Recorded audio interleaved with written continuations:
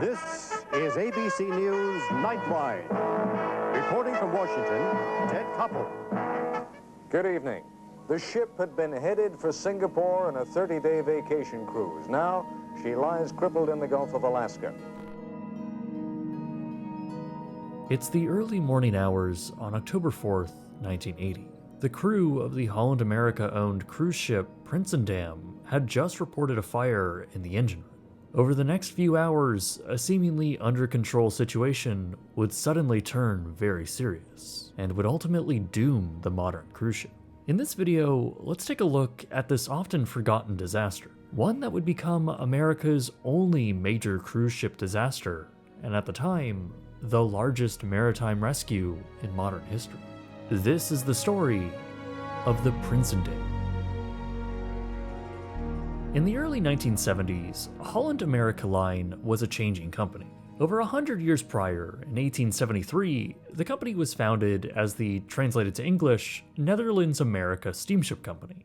The line would operate regular transatlantic voyages across their fleet of liners through the 19th century and into the first half of the 20th.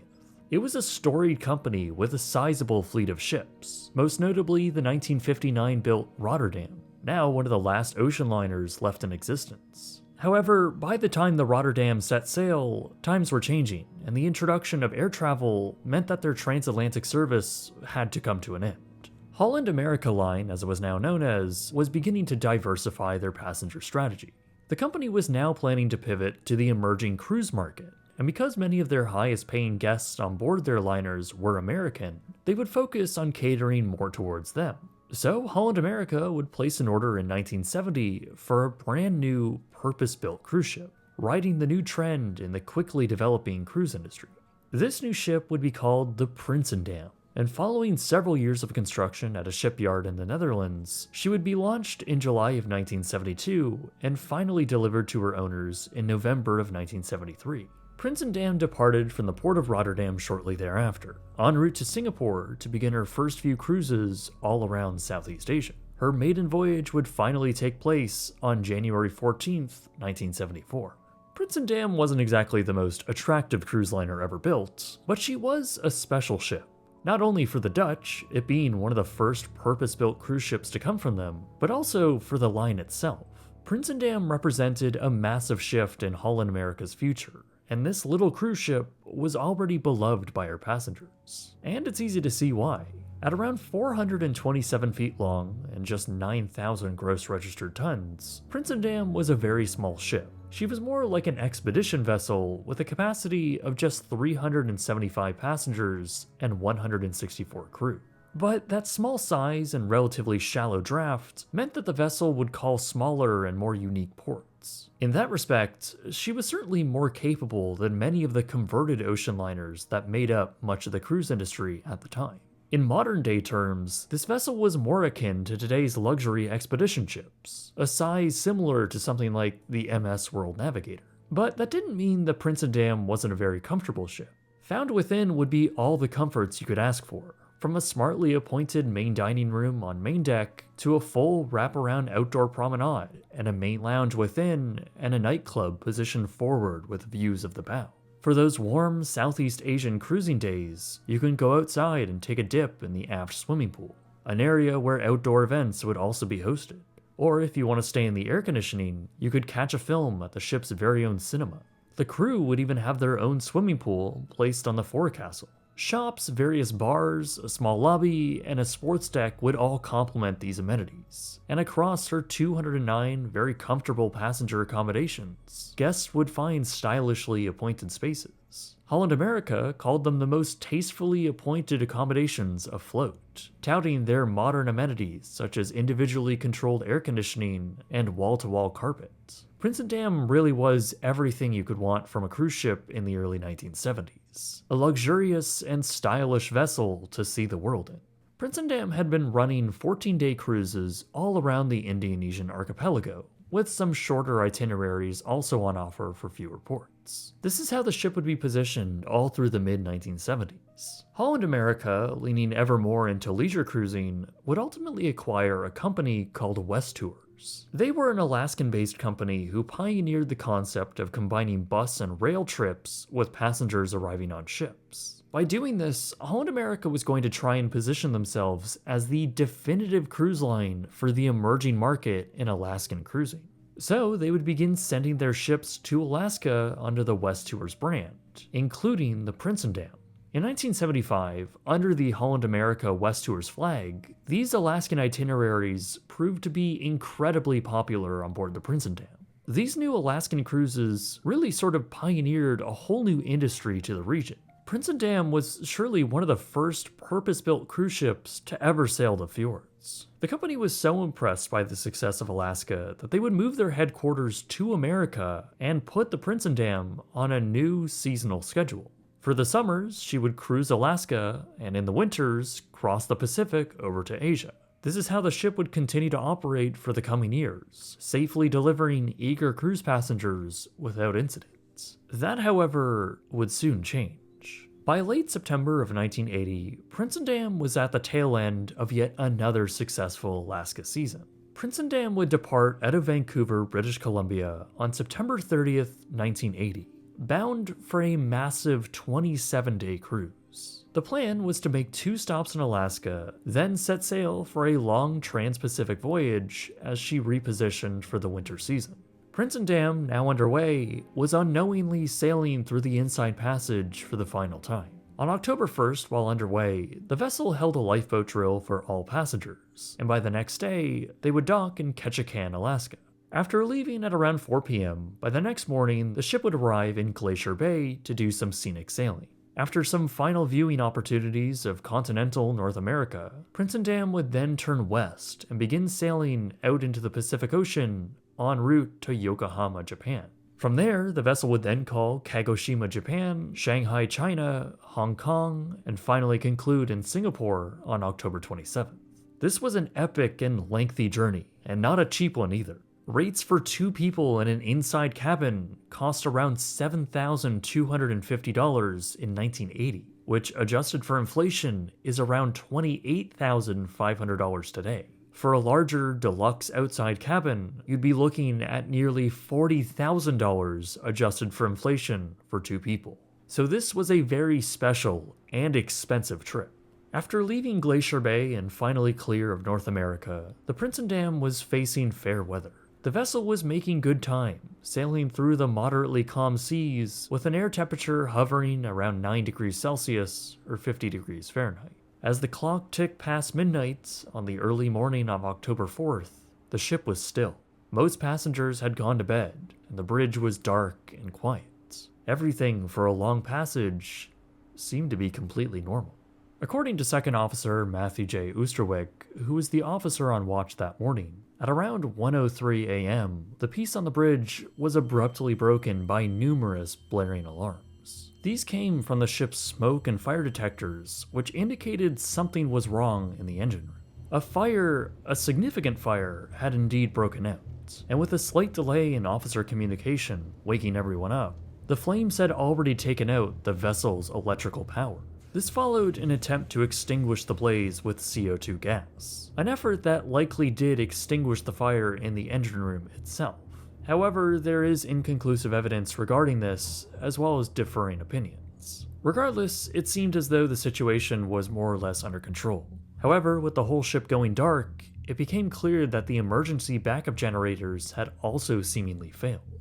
Without any sort of power to steer the ship, the situation had suddenly become much more serious. Thanks to a very small battery backup on the bridge, some equipment was still operational. Mainly their forms of communication, where the officers would make contact with Holland America's head office in New York. An actual SOS distress signal was also sent out at around 2 a.m., being received at stations in Alaska.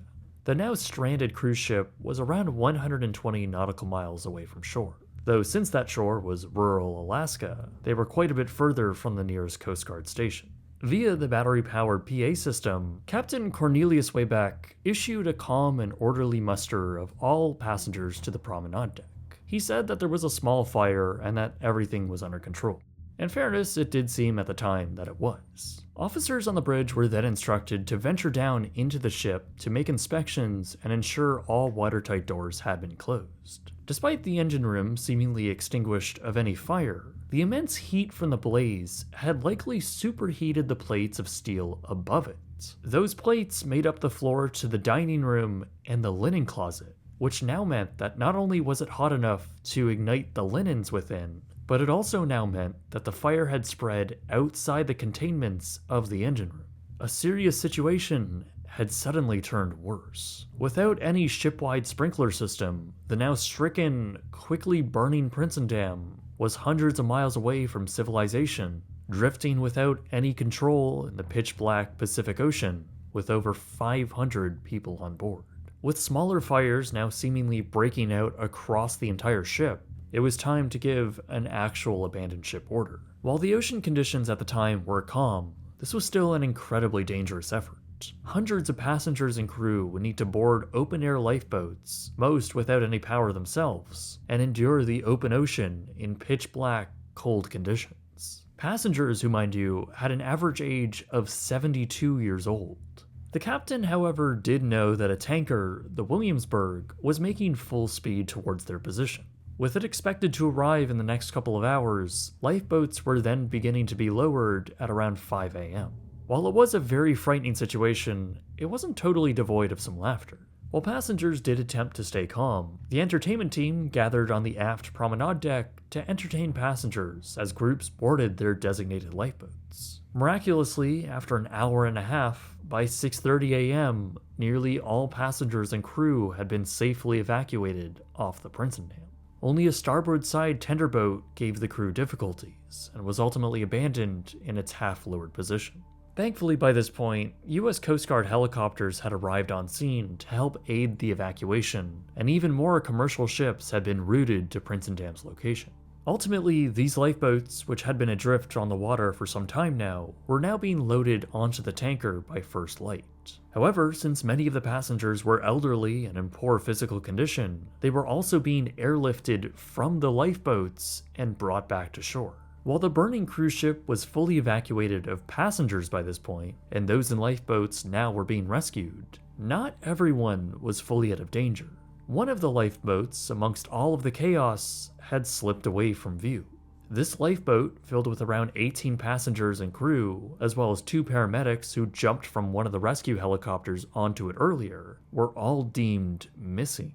After an excruciating 14 hours at sea, the missing boat was finally found once one of its passengers shot a flare and was rescued by a nearby Coast Guard cutter. As those passengers and crew were brought to shore, their terrifying night was finally over. Once everyone was accounted for, all 519 people on board the Prinsendam had been safely evacuated. Not a single person lost their life or even sustained serious injury.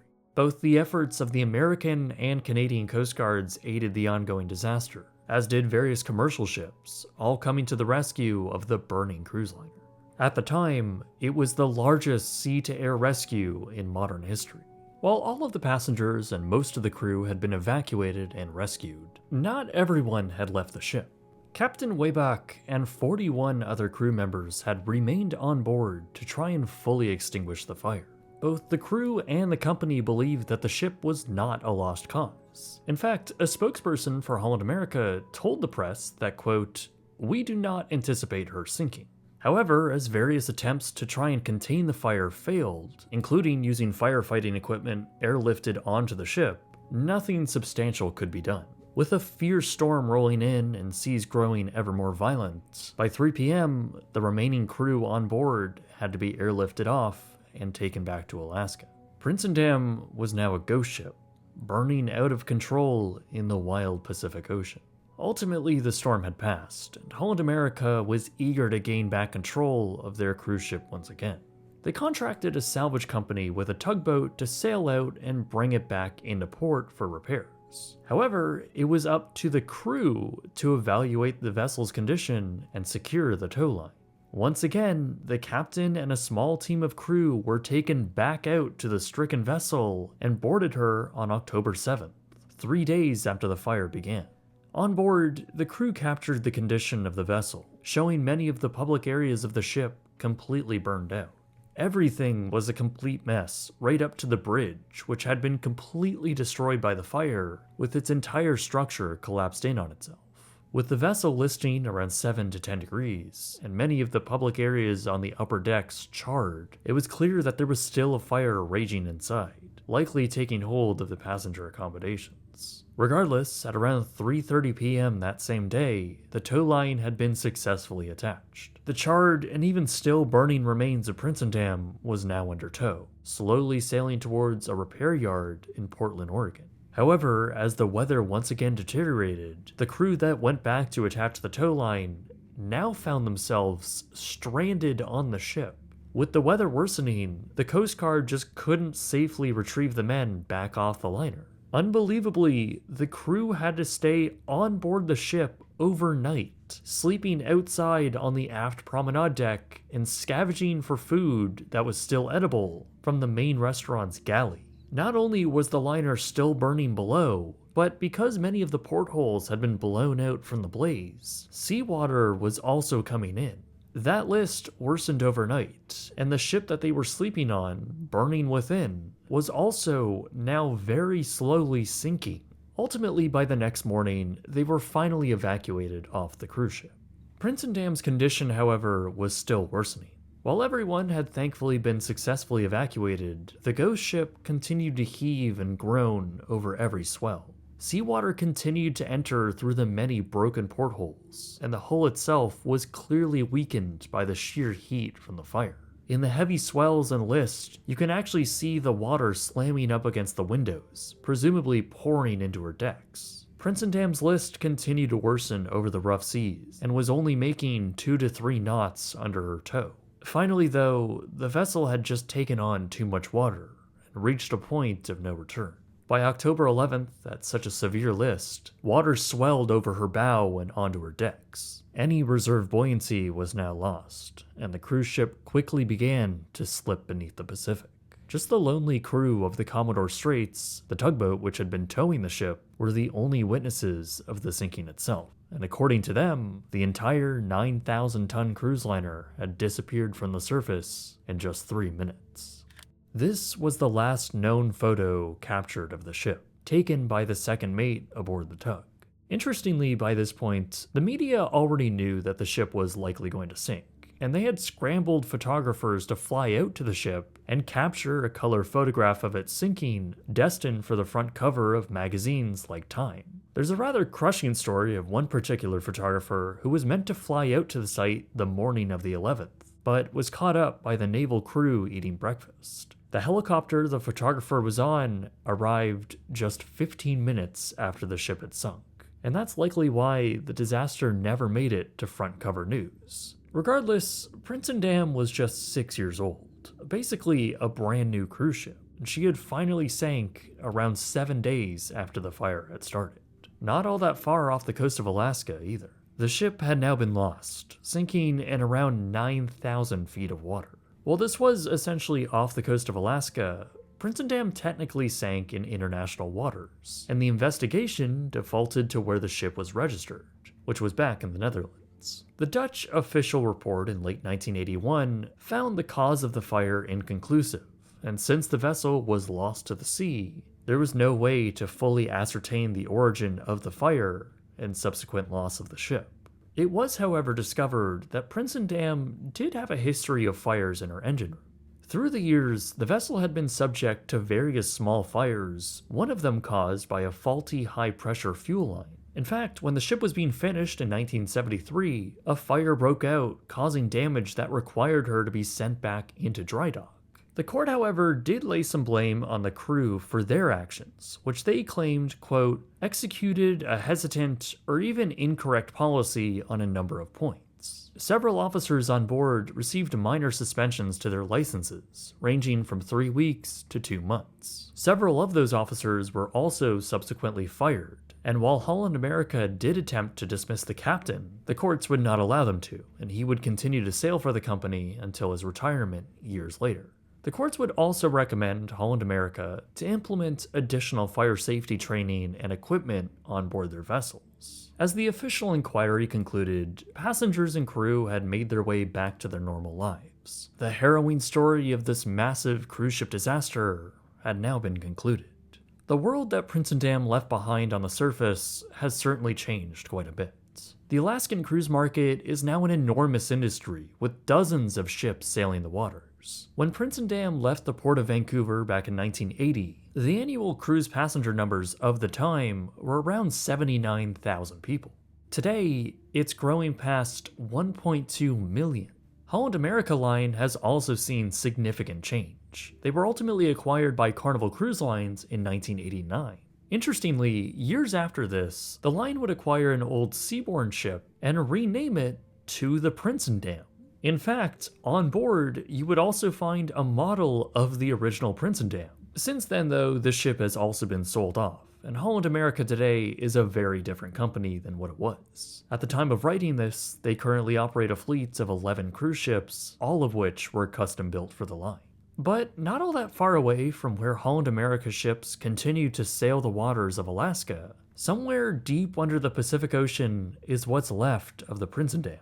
Today, the cruise liner still remains undiscovered. There was an attempt in September of 2023 by NOAA. They were attempting to visit the wreck with an ROV as a part of a larger project to explore and study the ocean around Alaska. As far as I know, their initial sonar scan to locate the wreck itself went unsuccessful, and to this day, the ship continues to be lost to the sea. It's resting down there in pitch black, a sort of time capsule the day she made her final plunge 45 years ago. It is an eerie thought that no one has set eyes on it since. Today, some of the only tangible relics of the vessel now lay in the Valdez Museum in Alaska, a place where you can read a small plaque about the disaster, as well as view lifeboat number 4, which is on display outside. That's really all that's left of what was at one point the most significant and largest sea-to-air marine rescue in modern history. But despite all of that and making national and international news, the story of the Prinsendam is largely forgotten today. And that's a shame, because this disaster is really quite a miraculous story. So many things could have gone wrong here. So many scenarios could have caused the outcome to be very different. For example, what if the fire started a few days later, like when the ship was in the middle of the Pacific Ocean, much further away from land and rescue? What if it happened in heavy seas or a violent storm? Sending elderly passengers and open-air lifeboats in basically the Bering Sea would have been dangerous, to say the least. What if the fire grew even worse in a shorter period of time before everyone could be evacuated? Or what if that missing lifeboat was just never found? So many things had to go right here, and the story of Prinsendam is truly one of heroism and endurance. It was the sheer professionalism of the American and Canadian Coast Guards, the crew, the many merchant vessels, and the strong will of the passengers, all with a common goal to safely evacuate everyone. And they succeeded in doing so all because of their efforts. It was such a success story that it might explain why not many people know about it. When you finally break it all down, it really is a miracle at sea. Because this story is so often very unknown, much of the information in this video comes from first-hand accounts, mainly from Second Officer Matthew J. Oosterwick, who wrote a book detailing his experiences and so much more. It's very thorough and very in-depth. A lot of it I just didn't have time to get to in this video. It's called The Prinsendam Disaster, an Officer's Account, and I highly recommend buying it if you're interested in further readings. A link to it will also be in the description below. Of course, the Prinsendam itself was brought to life in this video by the very talented team at HFX Studios. You can find their fantastic maritime and history videos on the YouTube channel Part-Time Explorer. But if you did enjoy this video and want to see more like it, you can always subscribe to this channel, Bright Sun Films. As always, my name is Jake, and thank you very much for watching.